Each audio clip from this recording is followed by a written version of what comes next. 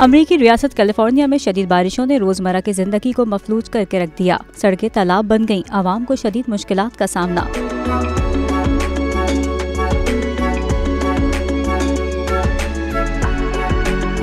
घर गाड़ियां सब पानी की नजर हो गए। तूफानी बारिश ने सैलाबी सूरत हाल पैदा कर रखी है। गाड़ियां भी कई फीट पानी में डूबी हुई हैं। शहरियों के घर भी डूब गए। सड़कों पर पानी जमा होने से शहरी कश्तियों पर सफर कर रहे हैं। कई दरख्तों के उखड़ने से मुतादिद सड़कें ब्लॉक हो गयी, जिससे रेस्क्यू एहलकारों को मुतासरा इलाकों में जाने के लिए मुश्किलात का सामना है। तूफान से कई एकड़ पर खड़ी फसलें भी तबाह हो गयी।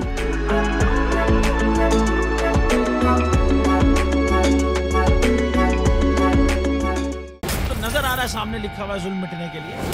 दो चीजों से मिटेगा भाई। एक, अदल की कुर्सी पे जो लोग बैठते हैं ना, वो अदल के हिसाब से फैसले करने लगे।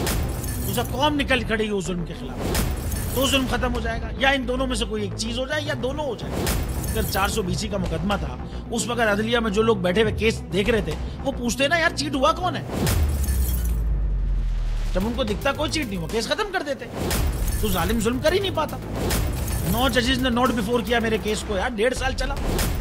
शख्सी जमानत का केस, सेम केस इस्लामाबाद में कर दिया। एक ही इल्जाम पे 2 केस हो नहीं सकते भाई।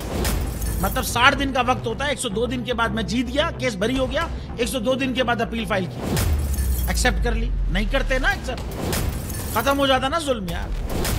भरी अदालत में मुझे बरी कर दिया, फिर पता नहीं क्या हुआ 2.5 घंटे बाद का नोट बिफोर।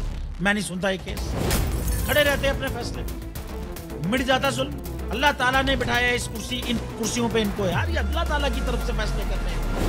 तो या तो ये फैसले आएंगे, जुल्म मिट जाएगा, या कौम खड़ी हो जाएगी जुल्म के खिलाफ।